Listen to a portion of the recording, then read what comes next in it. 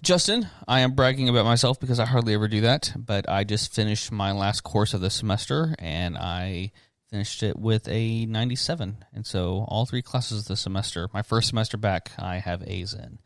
I'm really happy. That is worth bragging about. Because let me tell you, I would do awful in school right now.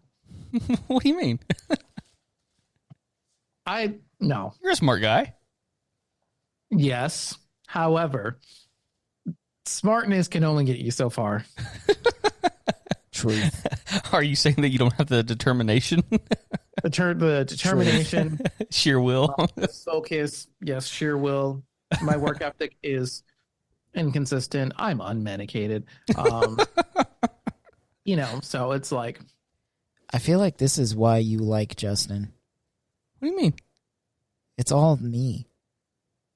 Like, everything he says is me. Just a different flavor. There are some similarities. That's not the only reason why I like Justin. Damn. Tim's like, I like Sprite and Sierra Mist.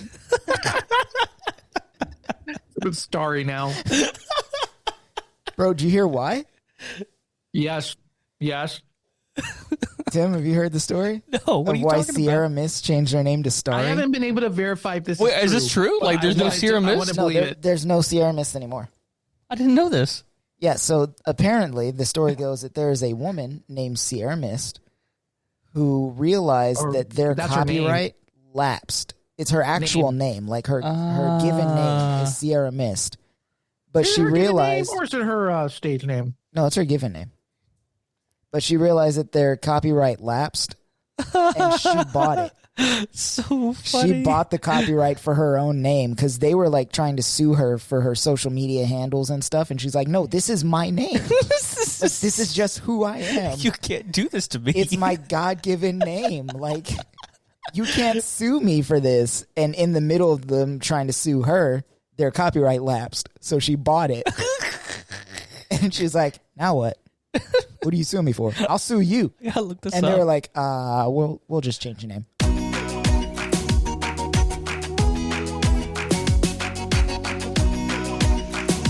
This is the Always More podcast.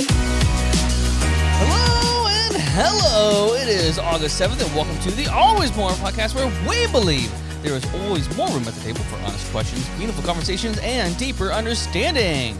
So today, we are talking about the demise of Marvel Fox, non-polar bears, Olympic amputations, Lithonia, Kamala Harris, and so much more. But first, I am your host, Tim Lichty, and sitting next to me is my best friend in the whole entire world and zombie expert, Christopher Thomas Ford. Quote unquote zombie expert. What makes you an expert? Well, they're still theoretical, but assuming that they are the Walking Dead zombies or like Dawn of the Dead zombies, like the slow-moving ones, 100% survival rate. Unless I'm patient zero, I'm making it. And then also joining us, the guy who puts the sin in Wisconsin and long haul trucker, Justin Johnson. What's up? Guys, we got ourselves an episode. Rest of the gang is not here. The two ladies are not joining us. Jordan is not joining us. But we got a good show for y'all today. Got a lot of things to talk about. I know that Chris is ready to dive in. Are you ready to dive in? I'm always ready to dive in. Justin, you ready to dive in? Oh, yeah. All right, we're just gonna get this thing going. There's no B-roll. We're going straight in. We're talking about a little bit Wreck and Rev. Chris, let's start off with you, my good friend. All right, so my Wreck and Rev is the latest, the newest, and the last Childish Gambino album. Come on. Bando Stone and the New World. Such a great... It's so wonderful. I don't know if you guys have listened all the way through. I know Tim has because we had a Several listening party at my house. But this album is probably one of my favorite albums released in recent years. Not just months. Yeah. Years. Like, it plays real smoothly one track to the next. It feels like one of those listening experiences where you kind of have to listen to it all the way through, but you don't. And it's kind of subversive, honestly, of what you grow to expect from Childish Gambino. Like you still know that it's Childish Gambino, but like it doesn't feel like everything else he's done. Yeah. Like it links to it, but you can see that he's growing as an artist. He's changing his styles. He's trying new things. I just really enjoyed it. It's really unique because it like you said, like the genres are almost different within the album itself. But man, he just has such a unique voice and a unique style that it's just awesome. Okay, so besides Lithonia, what are your favorite songs? So Lithonia is absolutely my favorite song. I've just been listening to that like on repeat at work, and I have to like turn the volume down because Of course. I work around children. No, I really enjoyed Yoshinoya. That was another really solid track for me. We Are God, which was just interesting. And what was the other one? Talk My Shit is fun. So, What about you, Justin? Man, the whole thing. I tend to listen to that album straight through. it's great. Like I'll just put it on and I'm just like straight through. you kind of have to. It's interesting because he released an album 2 months before that, and this is just entirely overshadowed that. Yeah. It is nice because I feel like this album covers like the full spectrum of genres that he's covered in his music. Whereas like, his last couple albums before this weren't really rap or hip hop at all. There's a lot of other stuff going on there. So I feel like this is just like a little bit of everything, and it's like it's a good way to go out. Yeah, for sure. Yeah, I really enjoyed. What was it, Real Love, and what was the other one? Running Around. It's also perfect summer music. It truly is. Like just sitting on the patio vibing. Like I enjoy putting the windows down while I'm driving and just playing it. Like it's the best. It's the best. I'm kind of bummed that it's the last Gambino album, though. And I understand it's not Donald Glover's last album. It's not, he's done making music forever. But the character of Childish Gambino is now, like, he's putting it to rest. Yeah. Which makes sense. I mean, you see a lot of other musicians do that, like Eminem and Slim Shady. Like, Slim Shady died for a while, and then he just decided recently to bring him back. So we'll see how that goes. Yeah. But I don't know. Well, I think it's going to be interesting to see where he goes next. Indeed. All right, Justin, you're next, good sir. So my Wreck and Rev is a video game. Which one? I just finished God of War Ragnarok last night. And my Wreck and Rev is actually for both games in the duology, I guess. God of War and God of War Ragnarok are kind of like the sequel to the OG God of War that was on like the PS2 back in the day. Set quite far in the future. Kratos is retired, ends up in some Norse lands, marries a woman. She dies before the first game. And so the game starts with you like him like taking her body to be burned, and then the goal is that him and his son go to scatter her ashes. And then throughout the course, you find out all of these things. She had secrets, like surprise, she wasn't human. She was actually a giant. And then the gods aren't cool with like some other god floating around in their land. And then, conflict with Thor and all this other fun stuff. But the game isn't so much about this conflict between gods and, it's a story about like, family and growth. And, there's a lot of contention between, Kratos learning how to be a father and learning new feelings and emotions. He's the god of war. He breaks stuff. He kills people. He kills God. And then he's got this child who's like feels all of these things, the best parts of his mother. And so Kratos has to grapple with that. And there's a lot of growth. And in the second game, you play as both of them. And so you get their perspectives. And it's just a really good story. Like, I felt good at the and like not like in a way like, oh, I completed this, because there's so many things you can still do in the world like after it's over, and they did some DLC earlier this year. But like as far as like the story goes, it's like the growth that the characters experience very satisfying. and they do a really good job. You feel the loss. Like there's a betrayal that happens, and at one point in the games, and I was not ready. I didn't see it coming. Like I was like, oh, something's off, the whole way through, and I thought it was something minor. Like I thought something else was going to happen because that's what they allude to, but no, the betrayal I felt. My gosh, I was not ready. Those are my favorite kind of games where it's like very story driven, emotionally investing, like The Last of Us and Last of Us Part 2. I love those types of games. Yeah, like at the game, I'm like, yeah, we're gonna kill Odin. Like, let's go. Like that's where I was. I was ready to throw down because like it sucked me in so well. It's definitely my second favorite video game series on the PlayStation for sure. Behind Horizon Zero Dawn, Horizon Forbidden West, top tier. I still haven't played Forbidden West, but Zero Dawn was like, yeah. Zero Dawn was my favorite game of all time until Forbidden West came out. And I mean, all time. That's a lot of games. That is a lot of games. Yeah. Beat out Star Fox 64, which is... I always forget about that until I look at my 64 and I realize that's the last game I played because it's still in my 64. Man, it's my comfort game, and then I turn it on and I play it again.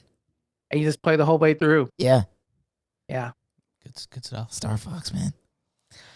All right. For me, I'm going to try to do two really quick, only because Chris hasn't seen one of them, and one of them I've been wanting to talk about for a while. The first one is a documentary called 1946. It's the mistranslation that shifted culture. Yes. And it is it's an interesting documentary. The quick synopsis is: seeking to uncover the origins of the rabid homophobia of the conservative church, a gay seminary scholar and a straight activist make a shocking discovery. In 1946, in a erroneous translation of the term homosexual in the Bible that has been weaponized against the LGBTQIA community ever since. I will critique the documentary itself in that I don't think it was particularly it wasn't the best documentary I've ever seen. However, the message behind it, obviously, I'm super, as Dan McClellan would say, how does he say it? I endorse or I endorse these rhetorical goals or something along those lines. But it was interesting because it is, I think a lot of the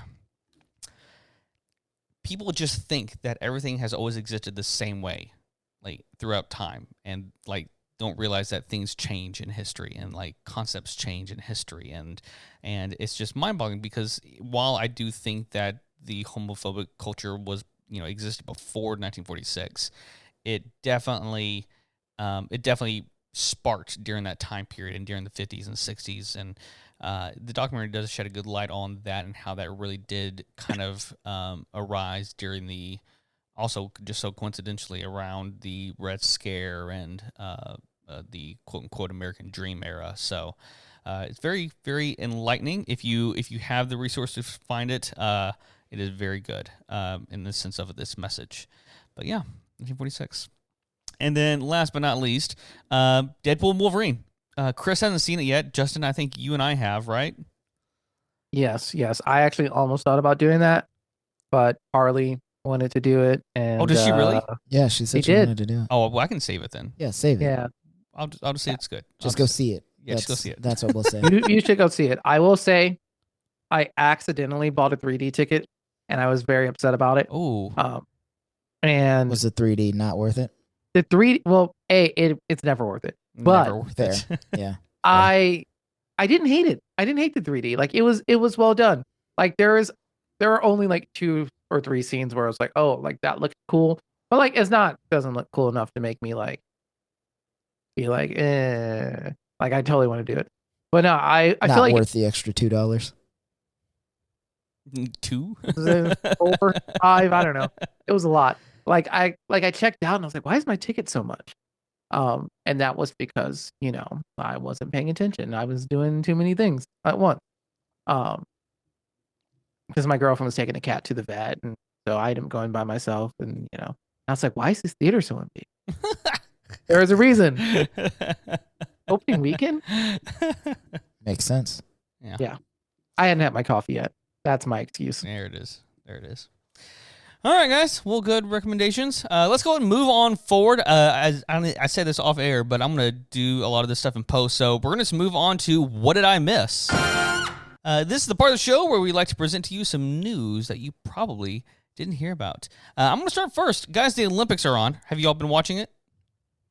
No. I watched some while I was buying lunch for my coworker. So, no. I have watched some of the events on YouTube. Okay. I have watched highlights on TikTok. Yeah, like the highlights. Not. And for all the races, that's all you need, really. Well, You can get it all in one that's true. TikTok. Great. Have you? Sha'Carri Richardson. I mean, yeah. Yeah, excellent. Loving it. Yeah. This is a side note and actually not a part of my story, but did you guys see the whole like Steve thing, the guy who's good at the pommel horse? Steve Nordic. Yeah. Nordicut. He's this American dude. And He's just a pommel horse specialist. And so during the men's gymnastics... He's just a guy. Huh? He's just a guy. He's just a guy, but he has like these super thick glasses. Like he legitimately he doesn't have a license because his eyesight is so bad. He can't see. He can't. If he's see. not wearing his glasses, he physically cannot Can't see.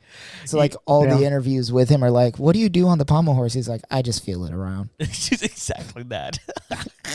Well, anyways, so the men's were doing like their team gymnastics, like I forgot what it's called, like the medley or something, where they're like doing all these different events, and he's just there for the pommel horse, and it just so happens to be the last event that everyone's doing, and the U.S. men's team is like borderline not medaling, and he gets up there, takes his glasses off, and he just puts on a freaking show, and he gets America to win the bronze. Honestly, it's really impressive. It's super awesome. I have no idea how to judge and or score any of those events, but seriously impressive. Yeah, it's fun. I love watching all these side stories, like him. Then I forgot how to pronounce her name, but she's like the lead captain of the women's rugby team, and there's a few other small stories I like to follow. But anyway, so this story is a little bit more interesting. Olympic hockey star, field hockey, I should mention, has finger amputated in order to be able to play in Paris. I saw that. Did you really? That was crazy. What? Yeah. Say more. Australian hockey, they keep saying just hockey, but it's field hockey.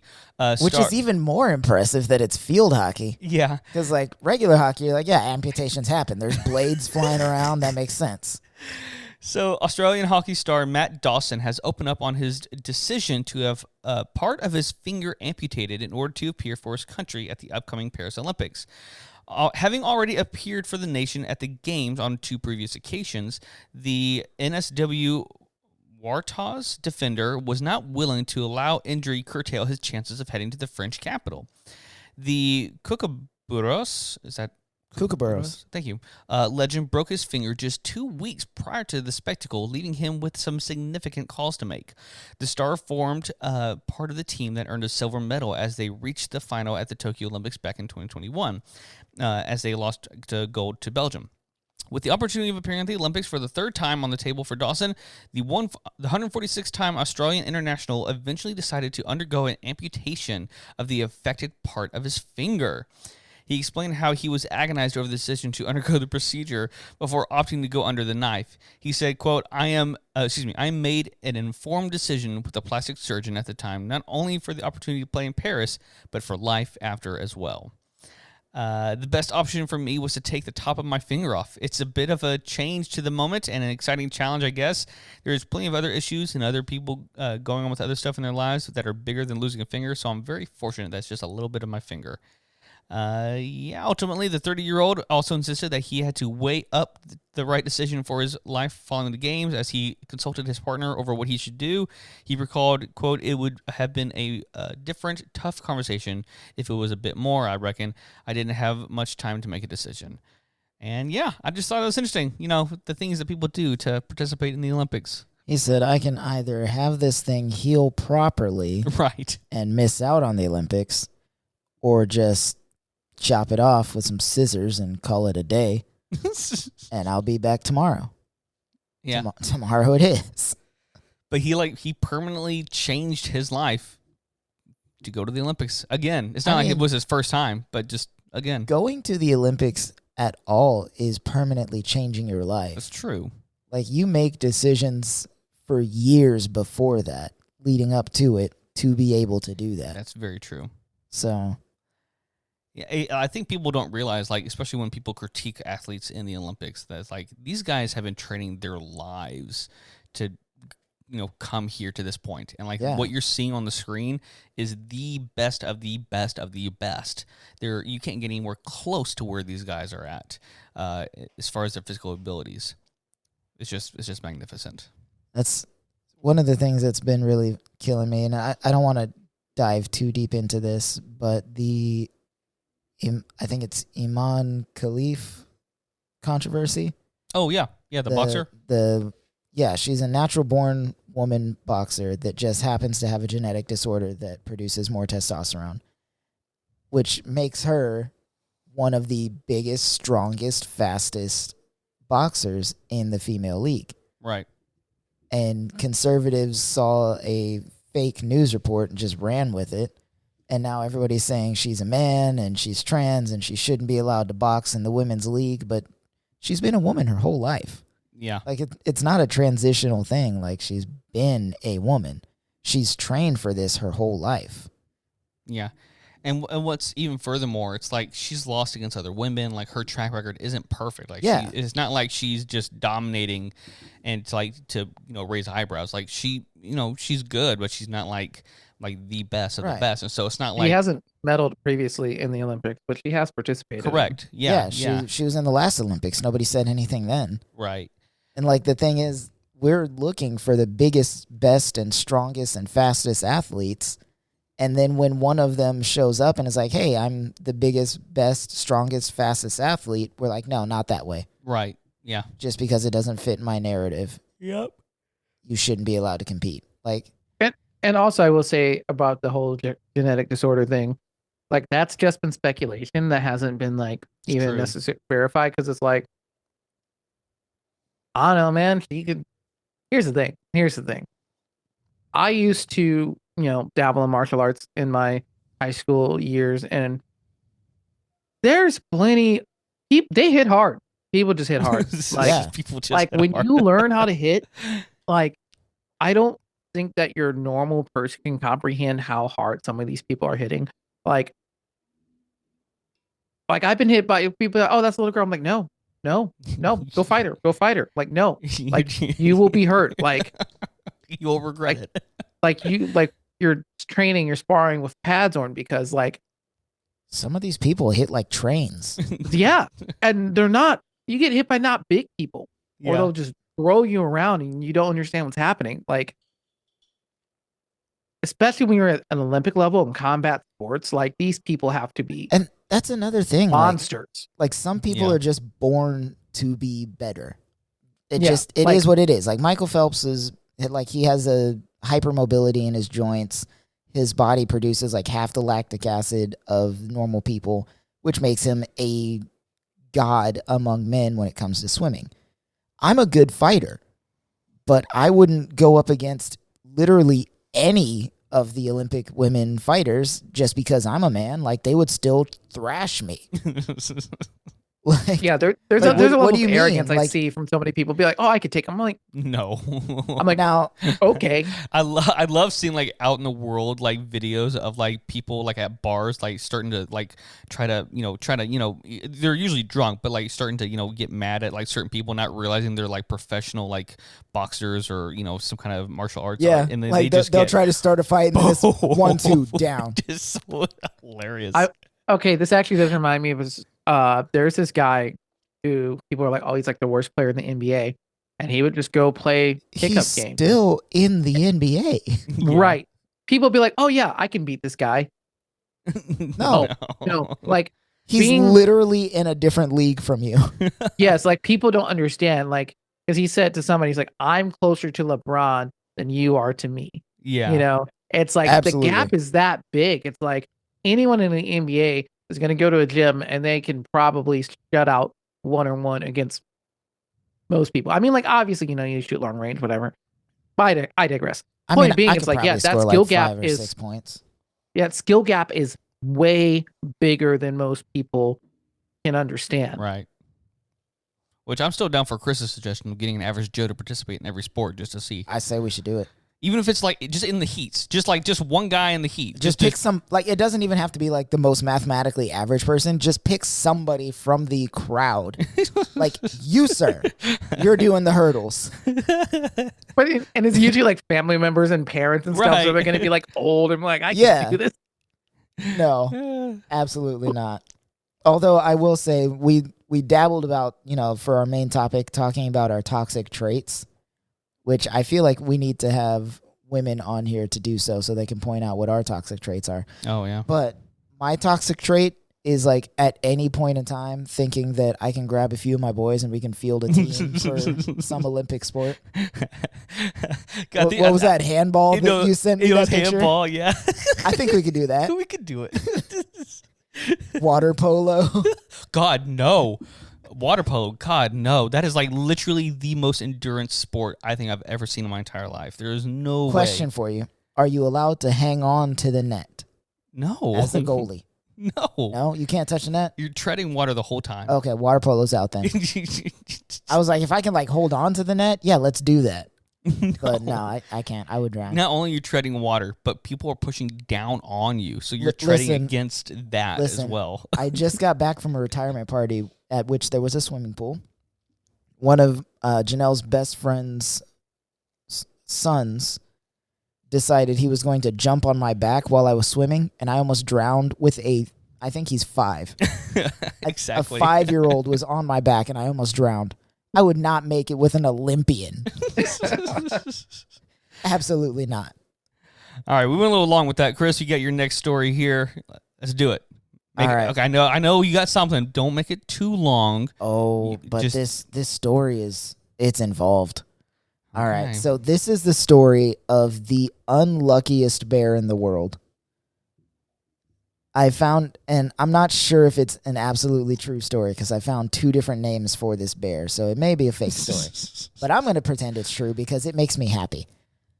This bear named Ricky was the victim of a case of mistaken identity. He happens to be an albino grizzly bear. So imagine grizzly bear in the woods, big, shaken, shaggy, thick fur, all that, but he's white in comparison to other grizzly bears.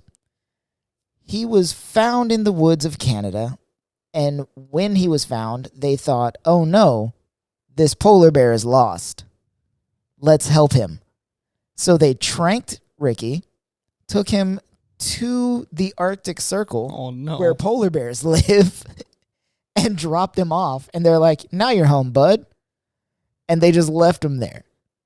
So he wakes up in this unfamiliar environment, surrounded by snow. His family and friends are gone. He has no idea how to hunt and fish, and he's just freaking out. So locals up there are like, hey, maybe something's wrong. This is not how polar bears are supposed to act. So they brought out some specialists, and, they took a look at him. They took some pictures. They followed him for a while, and they're like, yo, this is not a polar bear. He looks more like a grizzly bear. So what we should do is take him back. So they trank him and take him back to the woods of Canada. Wasn't really working out for him. I think they said his fur was too yellow versus the snow white polar bears. After checking databases, they discovered that Ricky was in fact an albino grizzly bear from Canada. So efforts were made to return him to his original habitat, and he was carefully transported back by helicopter. However, his troubles were far from over. In 2022, he was once again mistaken for a polar bear by a separate group of conservationists. This time, he was found wandering near a small town in Alaska. So locals unfamiliar with the concept of an albino grizzly bear assumed he was a lost polar bear, alerted wildlife authorities, and he was tranked and sent back to the Arctic again.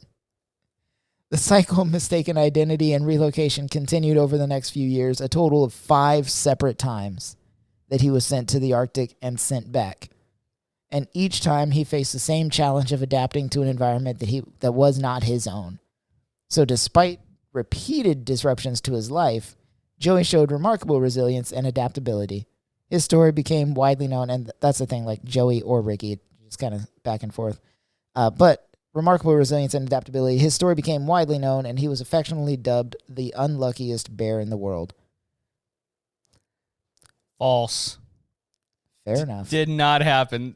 No. Okay, wait, hold on. Pause. There's no way. I'm having some serious deja vu. Have you told this story on the podcast before?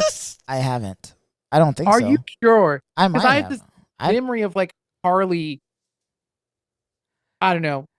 Now, I've talked about a bear on this podcast before. We actually had an episode talked about multiple one. bears, but Yeah. I don't know. Listeners, let us know. maybe Harley's talked about it. But like, I immediately knew if Harley talked about it, I want to immediately apologize. It's no, not I think that you don't talked listen. about it, and I remember Harley responding to you. But that could have just been like some weird fever dream I had. Who knows? Maybe. Well, like I'm admitting my nerdiness and all this, but like as a person who's watched many nature documentaries, I know that the polar bear is so much bigger than a grizzly bear. Oh, they're huge. They're so much bigger, and so unless They're this thing was deceptively large. yeah, unless it was like a cub and they misidentified, then this story It's possible they thought it was like an adolescent. maybe. Like, hey, we need to get this teenage bear, and he's like, I'm a grown ass man. I pay bills.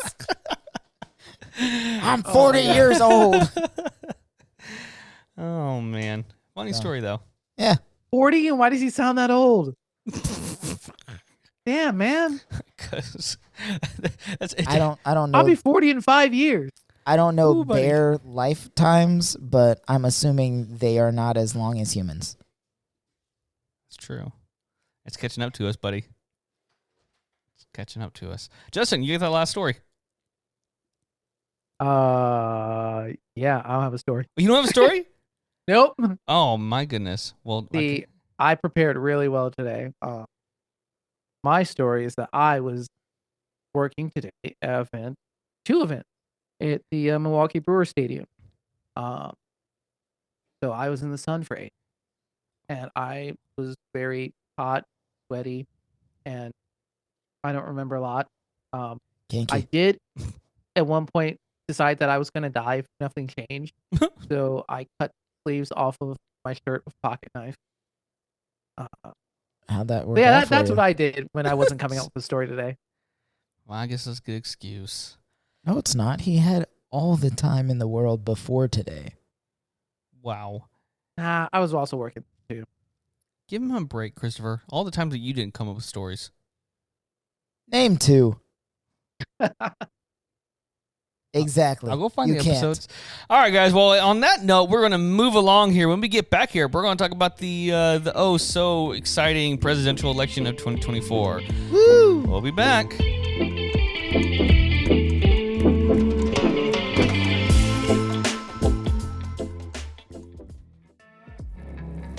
Thank you all for listening to our podcast. Be sure to subscribe and leave a rating on your favorite podcast platform and YouTube. And don't forget to follow us on Instagram, TikTok, and Facebook at AlwaysMorePod. If you'd like to ask us a question for us to answer on the pod, you can email us at alwaysmorepodcast@gmail.com, or you can call us on our Always More hotline and leave a voicemail question at 254-218-4042. You can also follow all of our social medias individually and as the Always More podcast. Thanks for listening. Let's get back to it.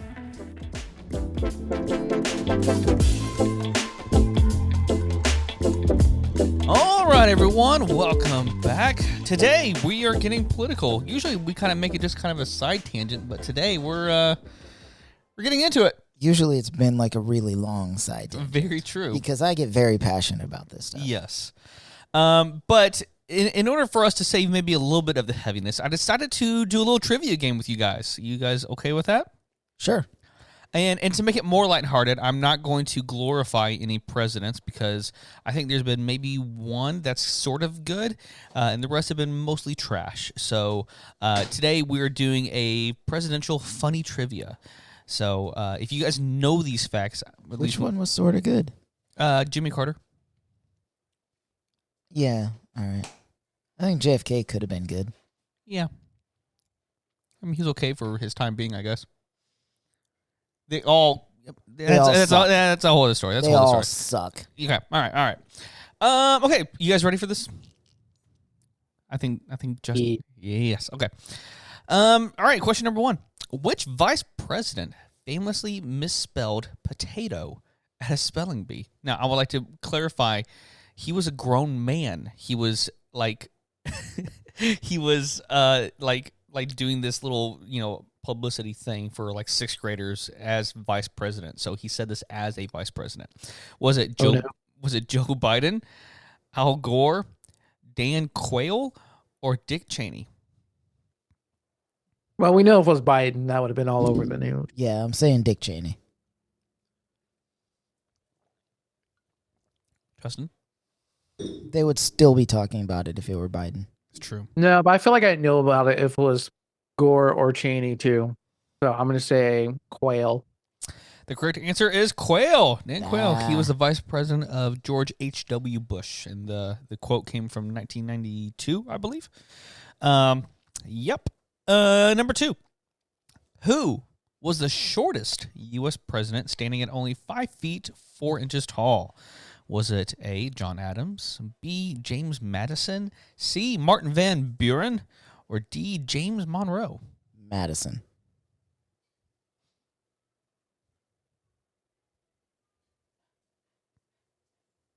I don't remember the 4 names you said. James But Adams. it's going to be or James one Adams. of the not founding fathers, but like one of those early people, because humans were shorter back then. That's true. John Adams, James Madison, Martin Van Buren, and James. They're all from the 19th century. So What Chris said. Madison. Madison, you're both correct. It is James Madison. James Madison never had a son, and he fought the war at 5'4". Oh, look at you! Oh. Look at you! Back away, dog. See? Get my food. I knew Chris knew stuff. Chris knows things. Number 3. Which president kept an alligator in the White House? Was it our guy, James Madison? Was it John Quincy Adams? Was it Martin Van Buren or James K. Polk? James K. Polk. Sounds like a Polk thing to do. Adams? The correct answer is Adams. I believe. Yeah, that homeschool history coming in clutch. I figured Polk would have been the one because Fort Polk is in Louisiana, and that just sounds like a Louisiana thing to do if it's not a Florida man. That was a good educated guess. But you're wrong. Yeah. So Justin's up 3-2, I believe. No, that can't be right. You got the other one wrong. 2-1. 2-1. Yeah, I can't claim the Madison one. I just said what Chris said. Yeah, he just copied me. Um, He didn't even say Madison. Wait, he no. literally just said what Chris said. This is true. all right. We'll call it 2-1 then. Number 4. Which president was known for his love of wrestling and was included into the Wrestling Hall of Fame? Was it George Washington, Andrew Jackson, Theodore Roosevelt, or Abraham Lincoln? Abraham Lincoln. I also want to say Lincoln. The correct answer is Lincoln. I think I've mentioned this on the pod before, but good job for remembering. It's one of my favorite quotes from Fight Club. If you could fight any president, who would it be? I'd fight Lincoln. He's got reach.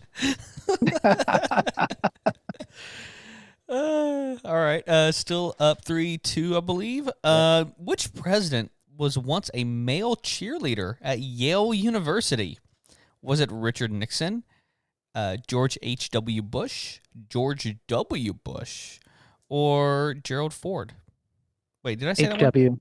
Richard Nixon, Gerald Ford, George H.W. Bush, George Bush. I'm pretty sure it was HW, yeah. HW. You were both correct. It is H.W. Yeah, I thought so. He would not have been elected in today's time as a Republican candidate. No. Would No, not I've seen the have. picture. Have you seen the picture Mm-hmm. Oh, yeah. of him as a Yeah. Yep. Would not have passed today. All right. Which president was a licensed bartender and co-owned a tavern? Was it Thomas Jefferson, Andrew Jackson, Abraham Lincoln, or James A. Garfield? Garfield. I'm gonna say Garfield because the Stop first saying two, what I said. No, listen, hear me out. The first two were their licenses to be bartender Well, that's a good question. at that point in time. But I know nothing about Garfield, so he seems the most logical one. The correct answer is Abraham Lincoln. I didn't think they needed licenses back then. I thought Yeah. you just like opened a bar and you're like, I'm a bartender now. And he was already an answer too, so I was like, it won't be Lincoln twice. I thought it was like the same thing with bartending and being a doctor. Like I'm a doctor now. You just open a building and you're like, yeah, I know stuff. I'm a doctor. Next one. Which president installed a bowling alley in the White House? Was it Harry S. Truman, Dwight D. Eisenhower, Richard Nixon, or Gerald Ford?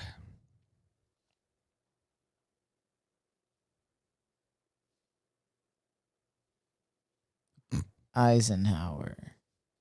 What were the first two? Truman, Eisenhower, Nixon, or Ford?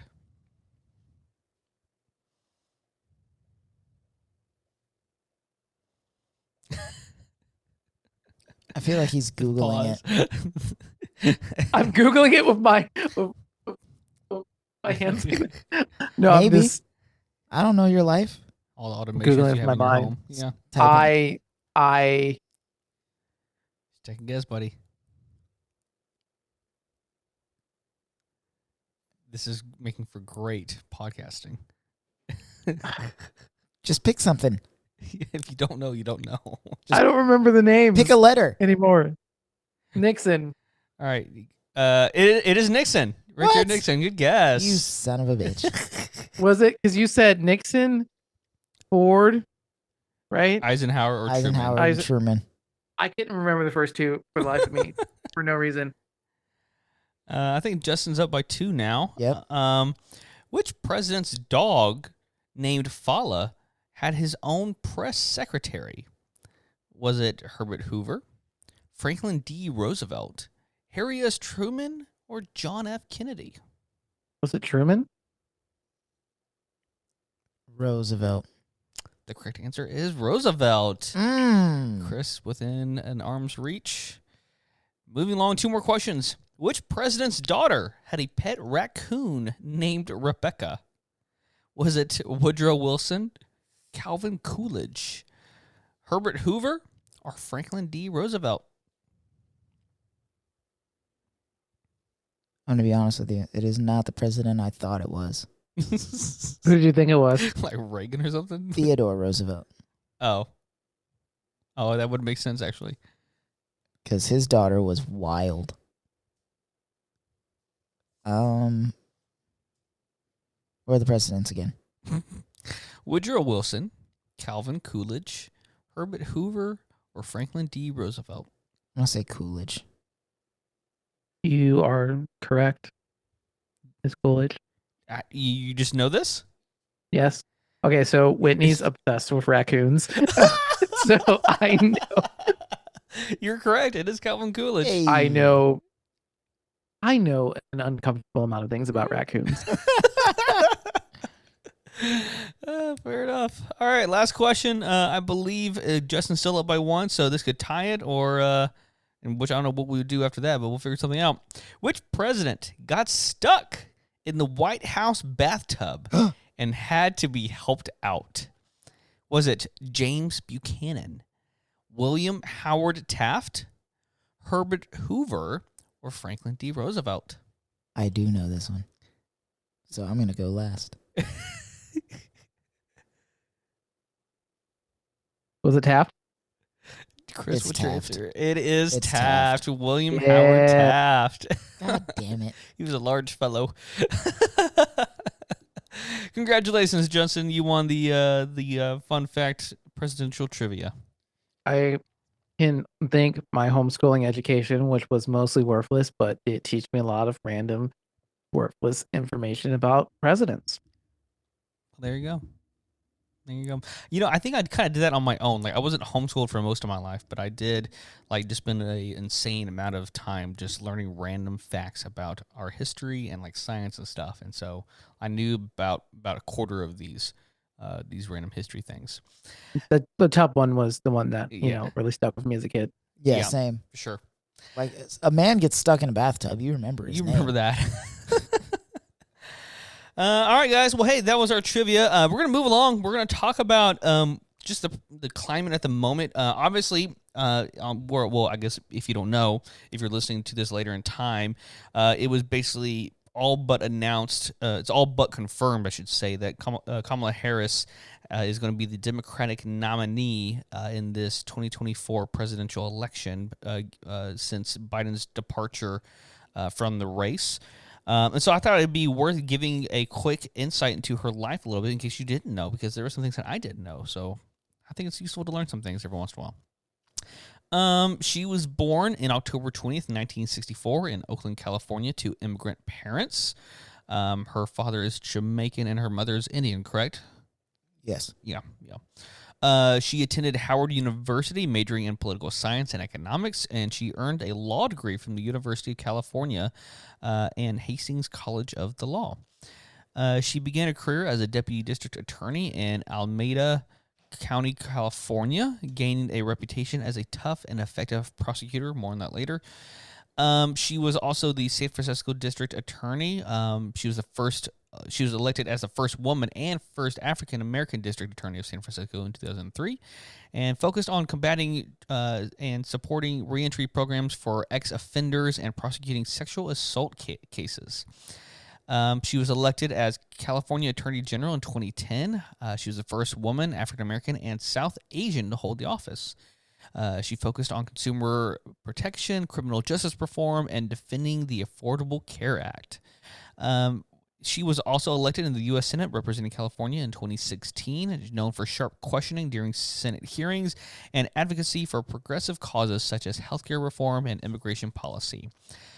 She was chosen by Joe Biden as his running mate in 2020. She became the first female African-American and Asian American vice president of the United States, where she continues to champion justice, equality, and significant progressive causes. Guys, how are we feeling about Miss Harris?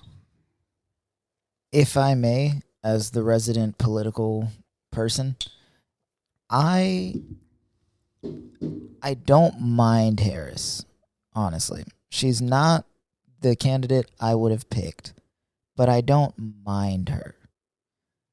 I think it's really cool that she could be the first woman president. She could be the first African-American woman president, South Asian woman president, first South Asian president at all. I think it's cool that she went to an HBCU. I think she has a pretty solid career to base her presidency on.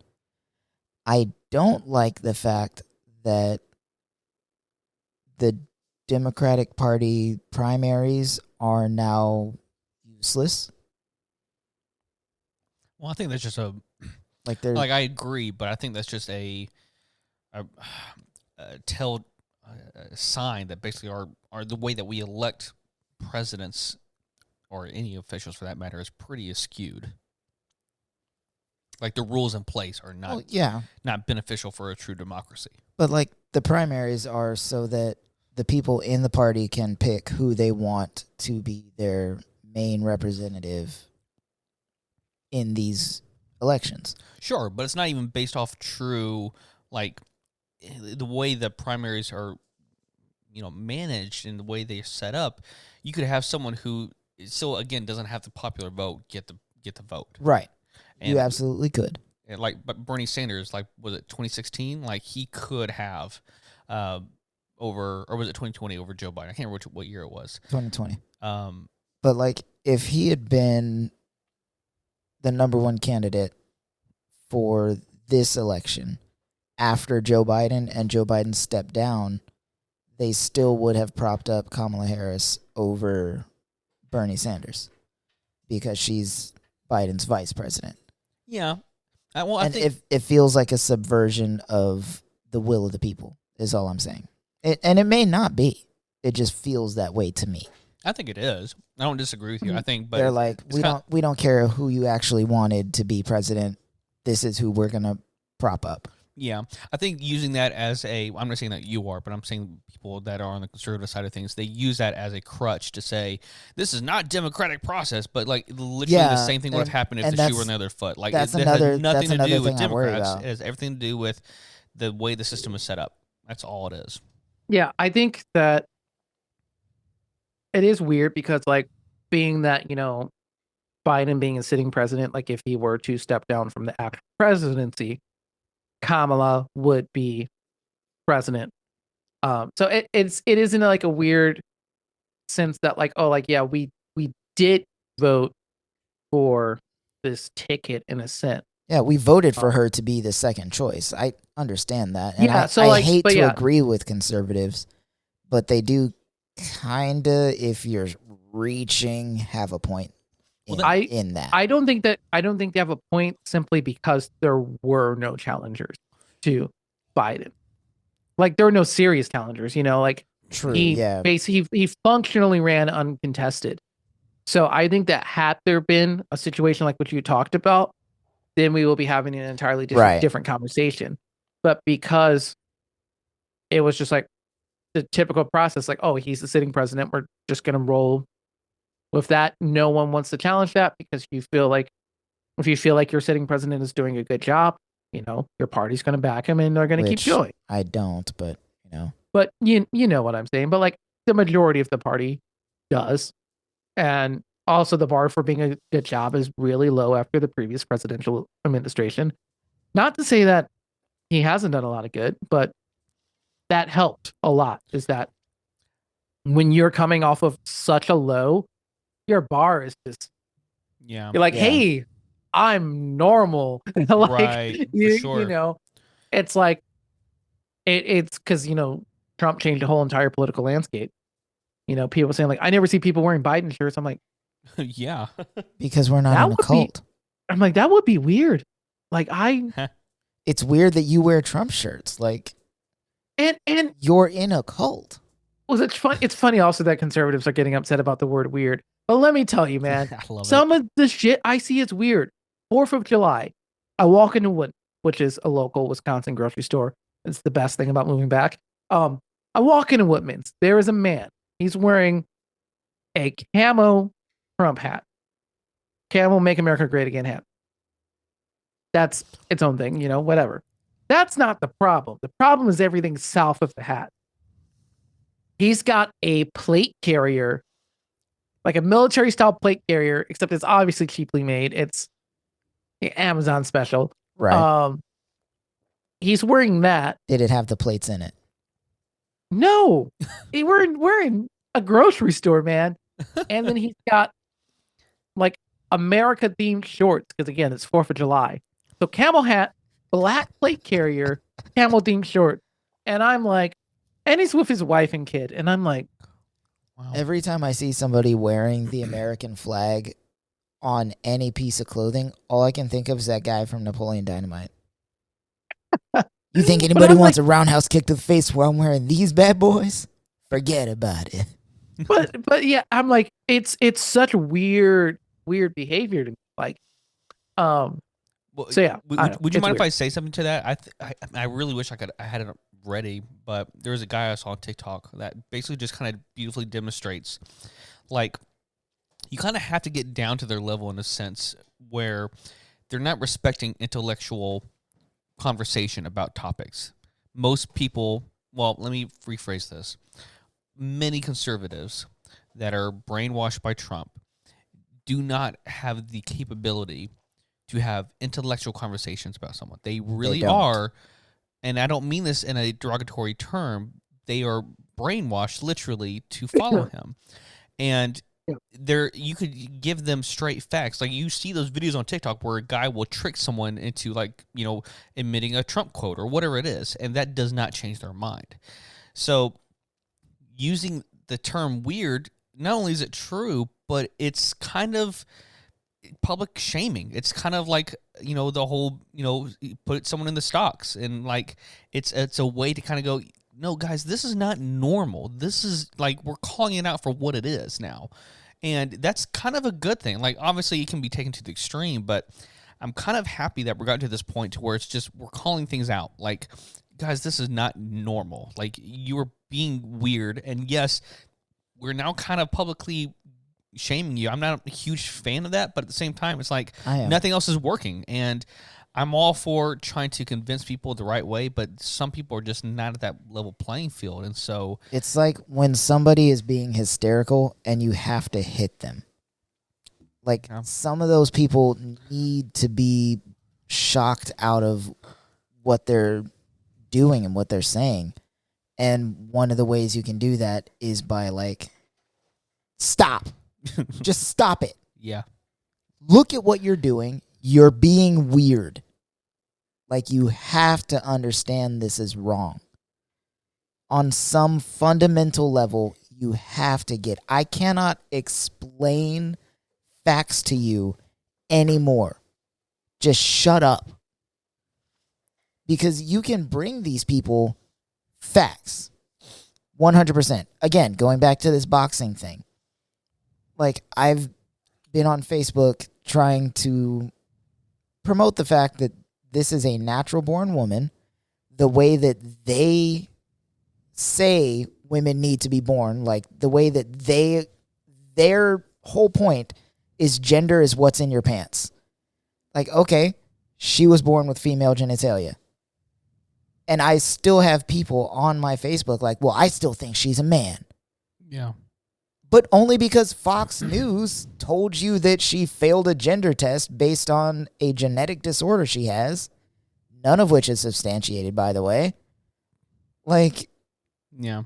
what are you even doing? Well, it's kind of, it reminds me of, I can't remember what the Fox News host is. I don't know their names, really. Not Tucker Kennedy? Carlson. Jesse Waters. I don't remember, to be honest. But he basically... One of those three. He's the one that just recently said, like, well, it's scientifically proven that if you're a guy and you vote for... Jesse Waters. Yeah, if you vote for a woman, that you're transitioning into a female. I'm like... Things are so easily Googleable. And, like, you're just so blatantly wrong. Listen, if you didn't have Google, you should still know that that is stupid. Right. And Yeah, and that's what I'm saying. It's like calling that weird You is tick like a I'm on box. board with. Like, what are we doing here? You like, tick a box on a ballot and all of a sudden you're transitioning into a woman. like What does it matter? They don't believe in transition anyway. Like, Yeah. truly, they don't. So, like, you transition into a woman, they're like, well, you're still a man. Okay. True. So, why am I worried about transitioning then? Like, what's the point? None of the stuff that they say makes sense. But to go back to where we started, with, like, you know, the process of her claiming the nomination. Yeah, we got pretty far off on that. Yeah, that, like, we do. I like the way it all played out because, like, you know, I was here for the DNC, not the DNC, the RNC, and all of that shenanigans around here, and it's like the weekend after it's over, it's like Biden's like, I'm out, yeah. and it took, you know, the wind out of the sails. But the other thing too is, like, it really highlighted that now that Kamala's a nomination, they don't know how to campaign. You've seen all of these different attacks, like, oh, Mhm. she's not really black, which, God, my gosh, people, like, my favorite, someone's like, well, her dad is Jamaican and Who her do you mom th- is Indian. Look at And I'm her like- dad. Just look I'm at like, him. cool. Okay, but, like, oh, he's not black. I'm like, okay, right. You could maybe say she's not African American, but Even that's a stretch. she's black. She's black. I mean, and I know some people would rather call themselves Jamaican American, you know, depending on their cultural heritage. But Man, I wish Jordan were how do here. you think we got black Jamaicans? yeah. Like, come on, man. And then the whole thing is like, oh, she's descendant of a slave owner, a notorious slave owner. I'm like, wow. So her most black I'm like, people. I'm like, yeah, you know, like Right. you see, like, I'm a fairly light skinned black person. I'm 10, almost 11% British and Irish. Where I do you wonder think that how- came from? Yeah. Yeah, I wonder how that happened. It's I'm like, I'm gonna guess that it wasn't. The chances that it was a it was the climate. consensual situation is highly unlikely, considering how far back in my family line that happened. Yeah. That's like, thanks, well, I mean, 23andMe. you could say But, the like- same thing about my family. Like, my dad is Honduran, which from Africa to Honduras and then to America. Same thing with her family. From Africa to Jamaica, then to America. My mom is white Native American, so her mom is South Asian. Like, different parts of the world, but same bloodline. I still tick the African American box on all of my job applications and my government assistance stuff and my FAFSAs and my daughter's school enrollment. We're still black. Like, my dad is from Honduras, still black. You look at my dad, and if my dad doesn't say anything, you don't know my dad from Adam. You look at him and you say, oh, yeah, African American. Or if you're racist, you call him the N-word. You know how interesting it is just now that they're caring so much about what is not on the surface. But when it comes to things like, gender or whatever, it's about what is physically there. And to them, like, it's funny. It really is depending on what fits their dogma at the moment, what fits their agenda at the moment. I'm waiting for somebody to be like, she's not a real woman. I mean, I saw AI photos, like trying to claim that she was like an escort back in California and stuff like that. And I'm like, well, first of all, these are bad AI photos. Anyone who believes them is dumb or needs glasses. Secondly, like, come on, guys, like, is the idea that the only way a woman of color can become successful is that she has to sleep her way up the ladder? Like, okay, cool. Like, this is rooted in racism and misogyny. It's great. I love it. 100%. That's the whole right. Yeah. Well, yeah. Like, but the thing that's interesting is that I think that they would have had a better time against Kamala in 2020 politics versus 2024. Because now that Roe's been overturned, it's like they lost a lot of women from the right. Secretly. That's my favorite thing. You have, black voters being more willing to respond to a black woman versus very uninspiring Joe Biden. It's like, so you're galvanizing your opponents. So the thing, they don't know how to attack her. So they're throwing all these stuff out, and it's just like, man, sure, let's go. And they're turning around and making memes out of it. It's almost like the not like us situation, but not as hard. So it's like, okay, cool. Like, sure, say whatever you want. And all it does is just turns around. And it's wild to me, like, how depressing the political climate was. Like, everyone's like dreading this election. Yeah. And Joe Biden drops out. Kamala Harris steps up. The Republican Party goes into chaos mode. All of a sudden, Democrats are a lot more positive about the election. Like, I'm more positive about the election. I'm not a Democrat, but like, I'm like, hey, maybe, just maybe, we can stop our slide into fascism. Right. This might be like not a step forward, but like a peg to stop the slide. Instead of 3 steps back, I think it is a step forward. You think? But like, I think it would be a step forward from where we are. And for sure. And the thing too is, like, True. I am a very progressive person, but I think that so many people, I see people on TikTok like, well, I'm not going to vote for her because she's not progressive enough, blah, blah, blah. And I'm like, this is what we there got. there is no world in which a wildly progressive candidate gets nominated and wins the election. Anytime soon, yeah. If we want to get to that point, we got to take steps. We're not jumping, because if you take a massive swing like that, it's the Obama effect. Obama was a massive swing, and then the response was in the other direction. We got Trump. Right. You have to like slowly move the Overton window back to normal. Because like right now, our radical left is everyone else's middle. Yeah. Yeah. Like, we need to move back. It's just something that I think we need to consider moving forward. So maybe this is a good question then. Like, I think Justin, you're right. I think she, even if we did have the election process, like a better election process, I think we probably would have picked her anyways, just because it's the better option. It's the easier option, maybe. As much as I love Pete Buttigieg, I think he doesn't have at least not yet, the his name doesn't roll off people's tongues yet. Same thing with what is it? The California governor, Greg. Gavin Newsom. Yeah. I don't think there's hardly anyone on the top of people's minds as much as Kamala Harris, and so I think it just would have been a natural progression, anyways, to pick her, whether it was through a more democratic election process or not. But that being said, how do you actually feel about her? Like, my only hesitation, and granted, it is not well informed. It is basically just what I've heard and what I've briefly read. The only things that I'm not super excited about was basically her time as a prosecutor.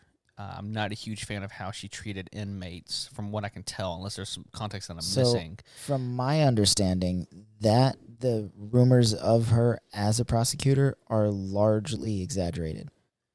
Like, she's not the kind of prosecutor that the right released misinformation on her about. And again, I haven't done much research into this. Probably a little more than you, but only because I like to stay a little more informed on stuff like this. But from my understanding, like, her record was like the record that everybody is familiar with because of social media posts and news reports and things was fabricated. Okay. What about you, Justin? I mean, I do have some beef with like her prosecutor conduct, but like it's frustrating because I have a lot of beef with our entire criminal justice system. So anyone who's operating and enforcing and upholding that, I'm going to have disagreements with. But none of those disagreements are disqualifying for me because, in a sense, it's the system we have. Like, right. Like, I would love to be in a world where I could be like, oh, I'm not going to vote for Kamala Harris because I don't agree with her on X, Y, and Z. But when the options are a person who I agree with 40 to 60%, or a person who I agree with 2%. Yeah, right. It's like, and that the That's person where you I'm agree at. with 2% is actively doing things to undermine the things that you care about. Yeah.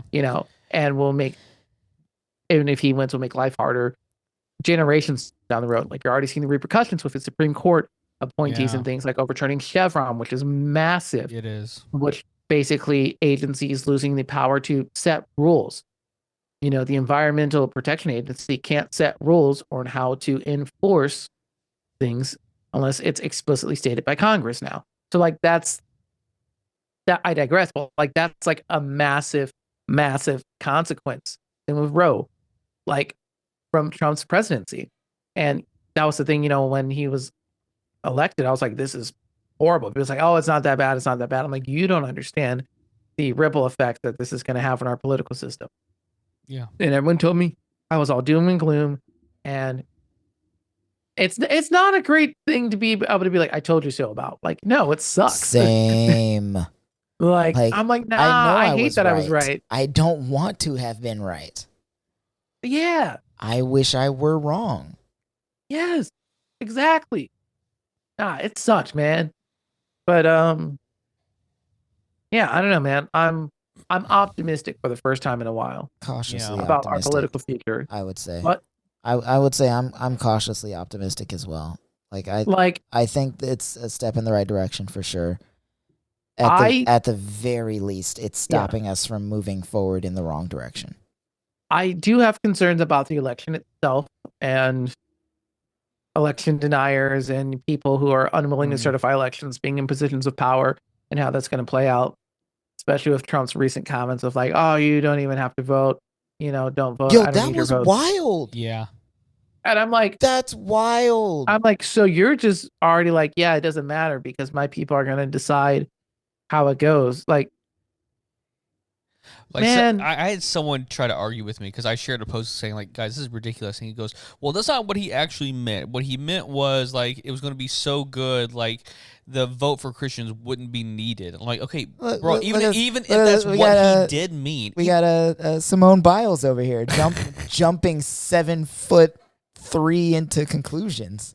Like, even if that is what he meant, and it could very well have, he has a track record of deliberately saying things in such a way that can be construed in different ways. So You know that who can else rile does people that? up. God, you know who else does that? My mom. Well, I never said.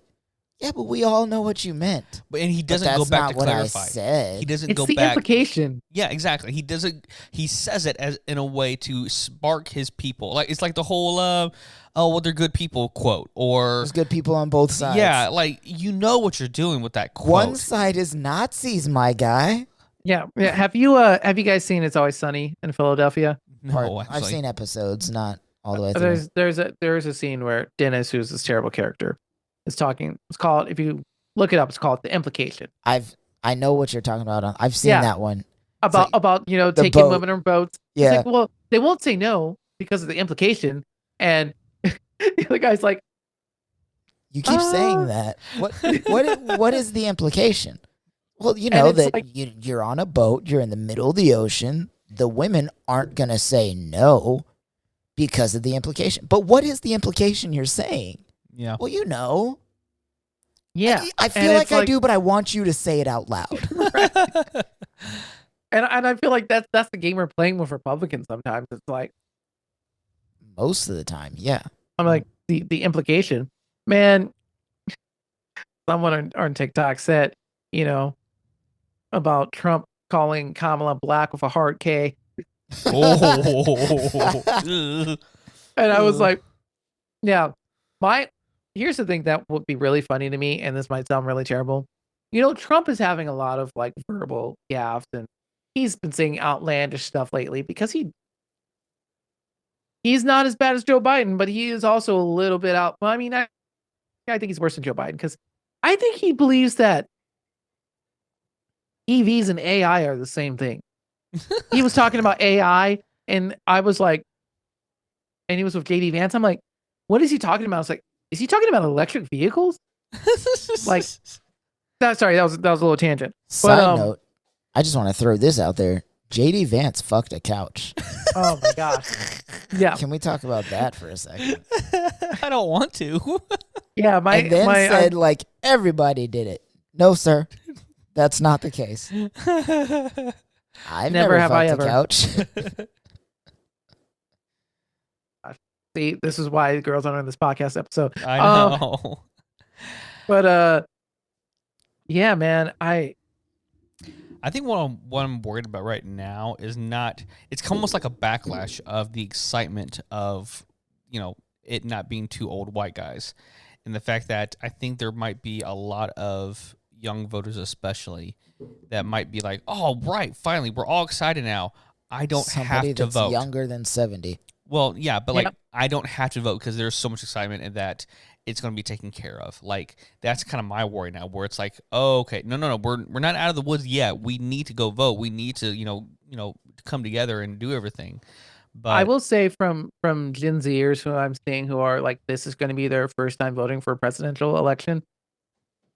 They're in it. They're in it. They're doing it because I think for them, it's like especially for people who are more left leaning, it's like you've lived this whole time with these really strong political views, and then you see all the stuff that's against it, and now you have a chance to affect change. It's like, yeah, you're gonna get out there and do it. it's true. Well, I was going to ask you guys. There's actually one of my questions on here. Is do you think the young Gen Z vote is actually going to play a huge part? Yes, I'm absolutely. really hoping. I'm thinking that I mean, that's, you've seen stuff in the past couple of years, Republicans talking about how, oh, we should raise the voting age to 25 and stuff like that. That's You why. Sure did, That's why. because Gen Z is overwhelmingly liberal. Like, yeah. the boomers who tend to trend conservative are dying out, and Gen Z who overwhelmingly trends, liberal is hitting voting age, and it's a problem for people who are unwilling to change and adapt. It's like all of a sudden it's like, oh well, you can't do anything about it. You just have to if you're unwilling to put policy in place to court those people, the only option you have is to try to disenfranchise those people, which is all what the Republican Party's about, is disenfranchisement, because they don't have any positions. Their only position, their whole campaign was Biden's bad, Biden's old, Biden this, Biden that. And all of a sudden it's like, it's not Biden. They're like, how do we, and then they start throwing stuff at the wall, trying to attack Kamala. Yep. Sorry, side tangent about Kamala. I've seen some people say that, calling Kamala and not, Harris is like misogyny because we call Biden Biden. I'm like, no. Oh, yeah. That we call LeBron. Yeah. We don't call him James. We call Jordan because he's Michael Jordan is Michael Jordan. He's Jordan. LeBron is LeBron. That is honestly just the catchiness of a name more than anything. Yeah, you just got to pick the one that's like more individualized. And it's more identifying, because if you say LeBron, you know who you're talking about. If you say that basketball player James, you're like, who? It's true. And if you say Kamala, you know who that is. Harris is such a generic name, man. It is. It's just identifying. Also, like half the time people say Joe. Like we know who Joe is. Mm-hmm. It's pretty solid. Like we also know that like Joe and Biden is the more identifying name out of the two, but people still call him Joe as well. Yeah, but like it was like, it's yeah, not I was meant like, we as know disrespect to call her Kamala. It's just that's the identifying name. Yeah. Yeah. I found a quick article here from circle.tufts.edu. Gen Z voted at a higher rate in its first midterm election than previous generations did at that age. The voter turnout in the midterm elections of each generation, defined by birth years below, in the first, second, third, etc. election, in which the entire ages 1824 cohort was entirely made up by members of each generation. And yeah, it's higher. Good. Yeah. Yeah. Ooh. On that note, register to vote. Please. If you're going away for college, make sure you get that out-of-state ballot and everything. I mean, if you're listening to this podcast, I mean, you know what you're probably going to vote. And if you're not voting that way, Unless you're just listening to yell at me. no, I mean, I want to have some conversations. I'd love to know, like, what your thought process is, because I'm not one of those people who's out there like, every Trump voter is evil, the devil, horrible, blah blah blah. Like, nah, man. Well, Like, I will say that I think most level-headed people are not Trump voters. I have some friends who are Republicans who do not vote for Trump, and I can at least, because they know just how wild and just crazy he is. Like it's comical how used to it we have now gotten.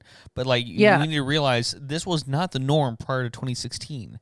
If you showed the stuff that he said to voters in like the 1940s and 1950s and 60s, the era that all of these voters are fantasizing about, those voters back then would be like, what the fuck is this guy talking about? Yeah. Like, what is going on? no, they'd be like, oh yeah, he's right about the Mexicans though. Let's be real. No, fair. Yeah. Got to watch out for those blacks. But other than that, 41. Yeah. I was going to say 41 million members of Gen Z will be eligible to vote in 2024. Wow. Man, come on. That's a go. lot. That's a lot. That's a lot. Like, that's a lot. that is why you see so many efforts to consolidate power, and put laws in place to, give conservatives undue amounts of power. That's why you see all these gerrymandering and whatnot, because they know that they're being outnumbered. Yep. Because their policies are wildly unpopular. I would like to. Yeah. Oh, go. I'm sorry. Continue. I didn't mean. Oh yeah, you. no. Yeah, go ahead. No, I was just going to point out a fun tidbit that I recently learned. You hear from people because, like we mentioned a little bit earlier about how rigged, or not rigged, but just dumb our election process is, and like electoral college and whatnot. Guys, not only was that not how it always was, but like. How people in the conservative side, and I was one of them, would say, well, this is what the founding fathers meant. They were ingenious in this. This was so revolutionary. The electoral college, it makes things fair for smaller states, which is bullshit. But like, aside from that, the Articles of Confederation was a constitution that we had for almost 10 years. More than that, actually. And it didn't have that.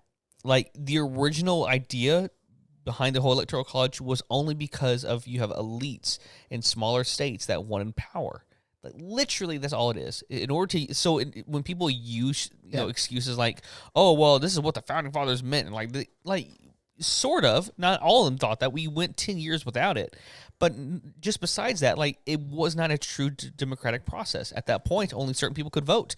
Who could vote was determined by the states, and even then, I don't know if you guys, most people realize this, but like senators, prior to like 1930s, I think, or 20s, they were elected by people in the House of Representatives.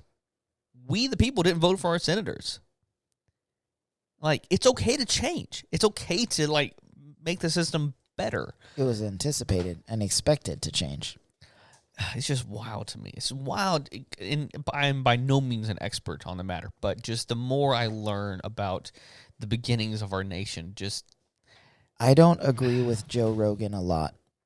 But I think it was a Joe Rogan, like, in one of his stand-up comedy things that he said, like, if you brought Thomas Jefferson to today and were like, "Hey, look, we're doing everything you guys said," he would just be like, "You guys didn't write new shit?" But also be like, "Wait, you let the black people, Right. black people can vote? Women can vote? It's true. And Yeah. And what are these guns?" Yeah. There's so much porn now. It's all over the place. Okay, well, last question, then we'll have to move on here. VP, who do you think she's going to pick? I honestly have no clue. I've been hearing, you'll hear a bunch of rumors be like, it's going to be like Mark Kelly. And then it'll be like, okay, just kidding. It's going to be this other guy. Or just kidding. It's going to be this other guy. I'm like, I don't know. I just hope it's not a bad one. Yeah. Well, because that can really kill your momentum at this point. Well, and that's what's so hard for me to kind of figure out here, because, like, depending on who she chooses, I really do like the guy from, Minnesota? The Minnesota governor? Yeah, he's cool, but I don't think that's the wisest choice. I think someone like Mark Kelly from Arizona, which is a typically, kind of back and forth state, I think that would be a good one to possibly have. You got Pete Buttigieg, which could win a lot of, he was military. He has he's a very well-spoken man. I don't think she'll pick him simply, and this is not an endorsement of this logic, because he's gay. I don't think she'll pick him because he's gay. And they're really looking to target the moderates right now. Yeah. So her VP pick has got to be, and that's why I think Mark Kelly. I think he's a good middle ground. Yeah. Yeah. Or which would be an interesting pick would be J.B. Pritzker, who's the governor of Illinois. And then I'm very fond we of got him. JD vice president. VP No, JD. he's JB, not JD. Oh, okay. But so close. But JB is Pritzker. He broke the Illinois streak. My good old home state likes to send their former governors to prison. Yeah, lots of corruption there. And he ran as a person who was independently wealthy. He was like, "Yeah, you can't buy me." And coming after Trump, you're like, whatever. But he's been done a lot of good for the state. Yeah. So I think that he would make for a good vice presidential pick. As considering my close proximity to Illinois, I would like him to stay in Illinois. Yeah, and that's just a hard thing too. It's like some of these guys are like so good, like I don't want them to leave where they're at. Yes. Yeah. Exactly. I think Pete Buttigieg would be a really good option. Yeah, I do hope that no matter what, he definitely ends up in her cabinet. Oh, for sure. Yeah. Because he's killing it right now. Because we can thank him for our fun little airline refund shenanigans. That's right. That alone tells me he doesn't need to be vice president yet. We need this man to stay where he is. He's making some changes. I can get refunds. I got unused airline credits that I can't use because of shenanigans. I'm like, man, I could have just gotten money. Yeah. Yeah. Anyways, I think. Yeah. He is by far, I think, one of the smartest politicians we've had in a long time. Just he knows how to play the game. He knows how to talk to people on all levels. And he does it so eloquently too. I think I think you're right, Justin. I don't think it's like, I mean, I wish you could, maybe if it's second term, like I know that wouldn't happen, but like she would pick someone to be vice president of the first term, then second term would be someone different. I would love for him to be there because I think it would be easier to win. But yeah, anyways. All right, guys. Any final political thoughts before we move on? None that I haven't already made abundantly clear. Nah, I'm good for now.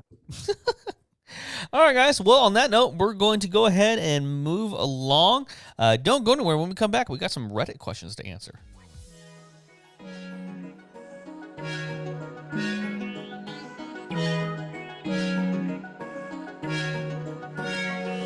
All right, everyone. Welcome back. We are here to answer the questions of the deep, dark internet that is Reddit.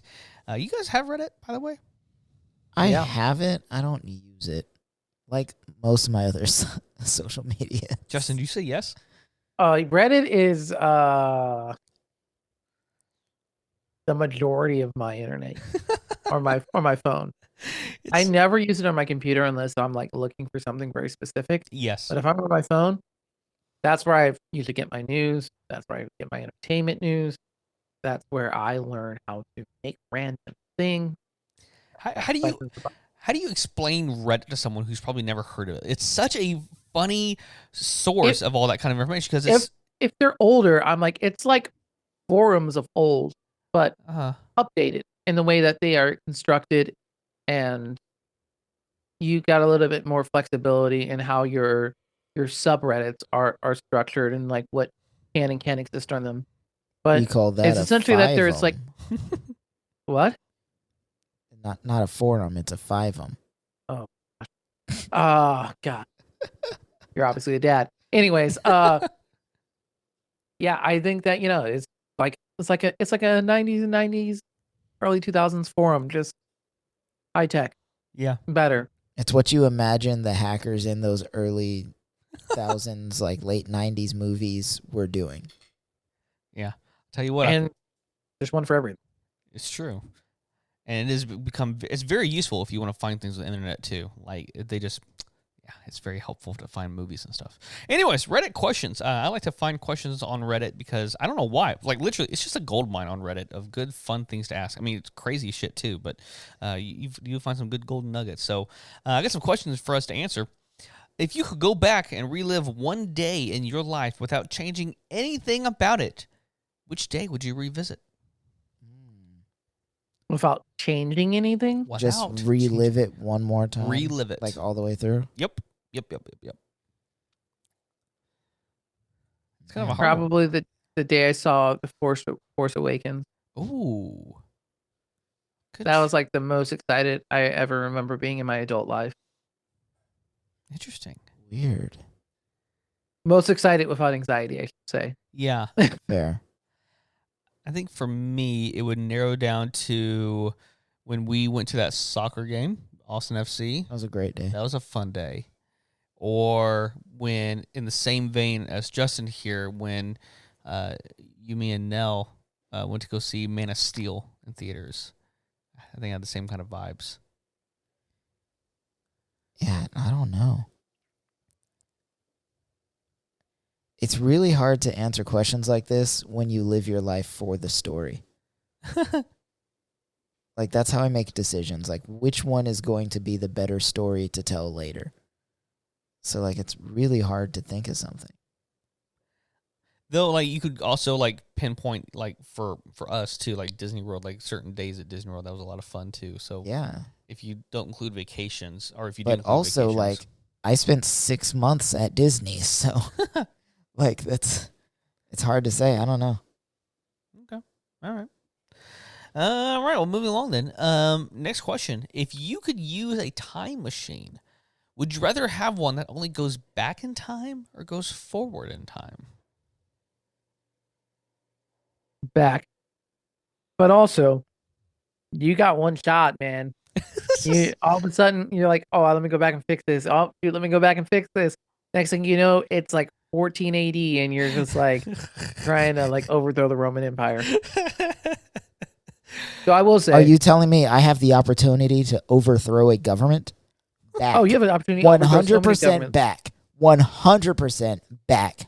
No questions asked. All right, hear me out. Hear me out. So here's what you do, especially if you live in Texas. You go down to your local gun store. You buy as many weapons as you can. You load them up in your time machine. You go back in time. And just hand them out. No, you don't hand them out. You are a god among men.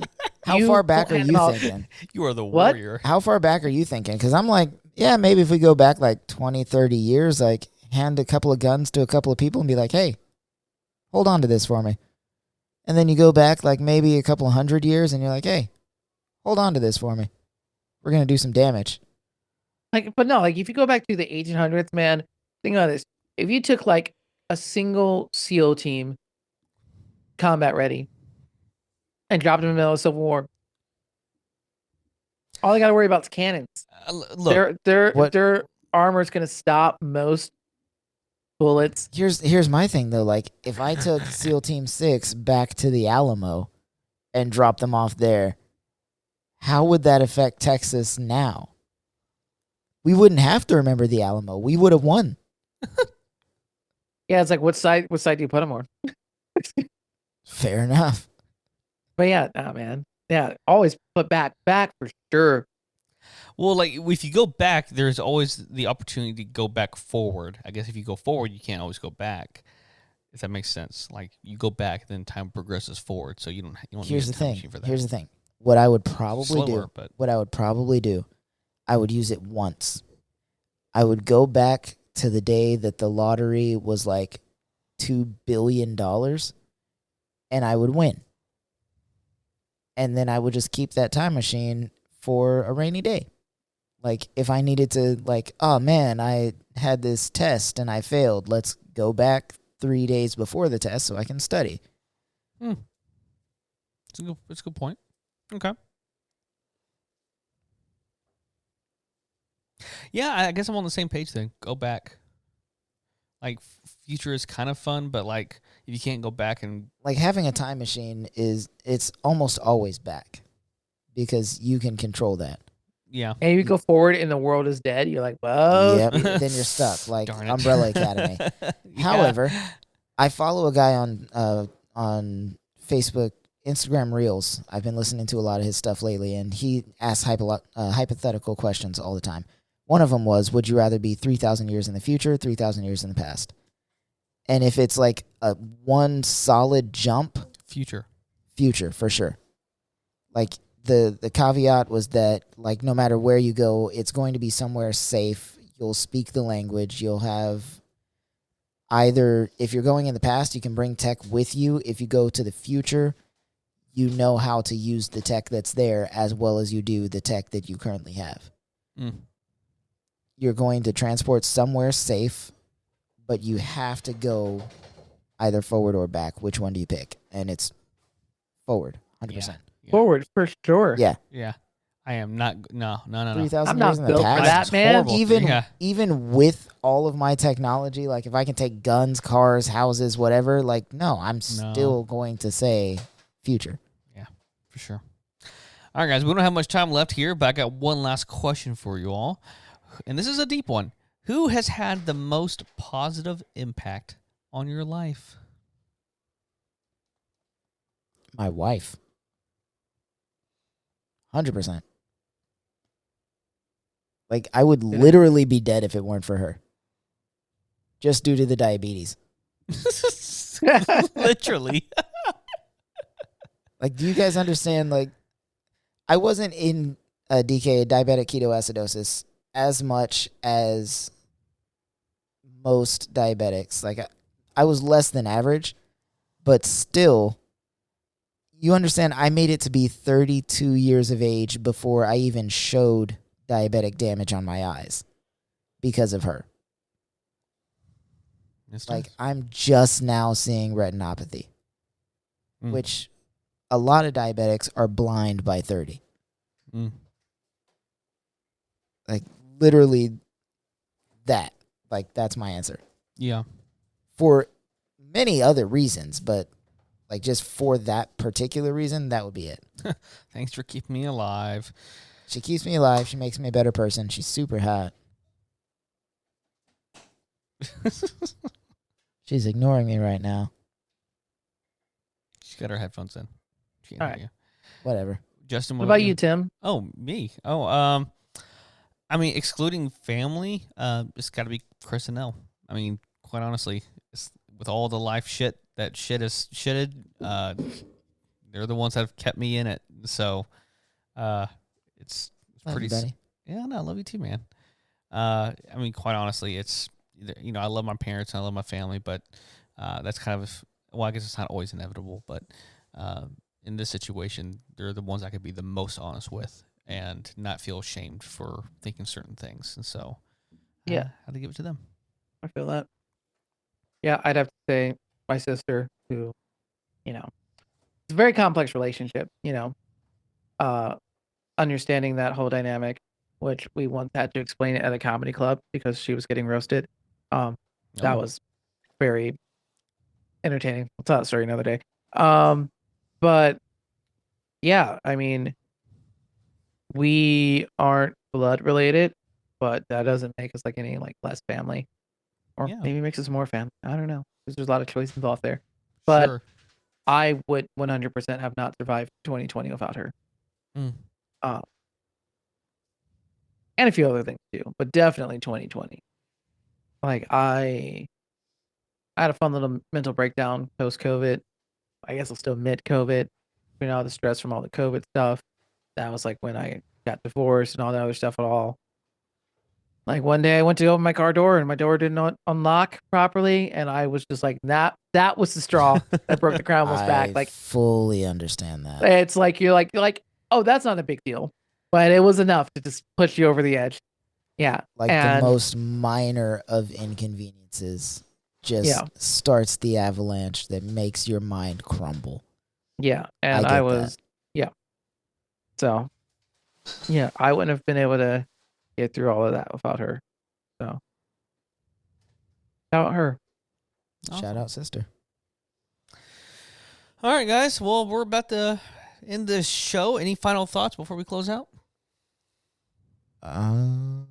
Go register to vote, please, please. Register to vote.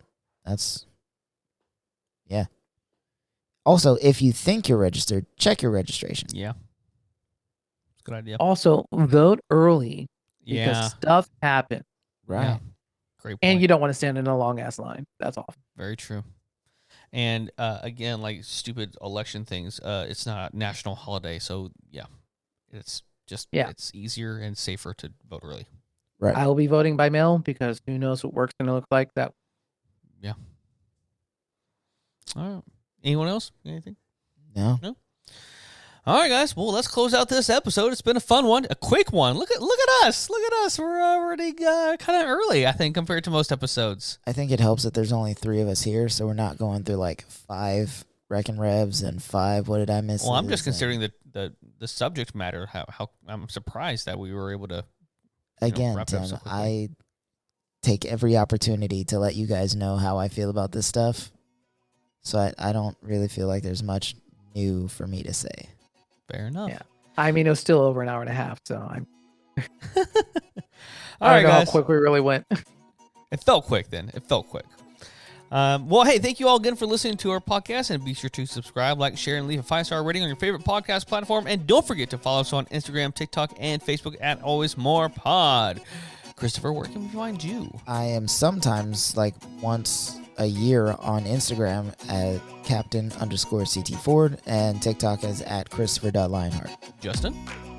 I am everywhere as Justin is Theory.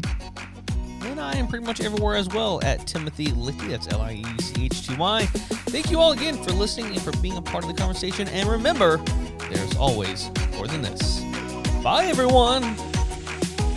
Peace out.